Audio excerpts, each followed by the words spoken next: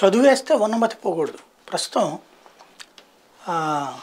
మహావిద్యావంతుడు, స్వయం ప్రకటిత మేధావా లేకపోతే సమాజం గుర్తించిన మేధావా ఏదైనా పక్కన పెడితే చలసాని శ్రీనివాస్ గారు ఆంధ్రప్రదేశ్ ఇంటలెక్చువల్స్ ఫోరం అన్నటువంటి దానికి ఆయనే హెడ్గా ఉన్నారు.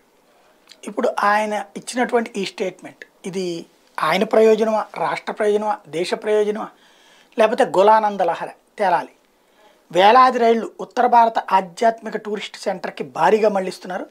మా భద్రాచల రాముడిపై 0.0001% దృష్టి అయినా పెట్టారా మోషాజీ. మా తిరుపతి ప్రాధాన్యత తగ్గించే భాజపా ఆర్య బ్యాచ్ భారీ డెప్త్ కుట్ర. ఇది మరి ఆయనే పెట్టారా లేదా అన్నది తెలియదు.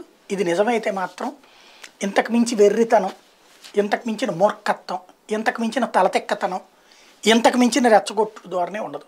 దేవుళ్ళకి కూడా ప్రాంతాలు, వర్గాలు, వైరాలు సృష్టించడం అన్నటువంటిది. తెలంగాణ ఆంధ్ర ఉద్యమం టైంలో ఆంధ్రాకి మంచి చేస్తున్నట్టు నటిస్తూ తెలంగాణలోని తమ ఆస్తుల్ని కాపాడుకుంటూ తెలంగాణలోనే దర్జాగా బ్రతికేస్తున్నటువంటి వాళ్ళలో ఒకరు ఆయన.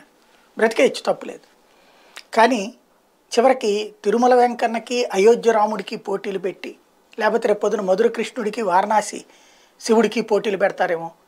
మోడీ మీద ద్వేషం ఉంటే మనం ఇంతకుముందు తిట్టుకున్నట్టే తిట్టిపోయచ్చు, లేదా బీజేపీ మీద ద్వేషం ఉంటే మనం కమ్యూనిస్ట్ ఐడియాలజిస్టులం కాబట్టి అది నడుపుకోవచ్చు.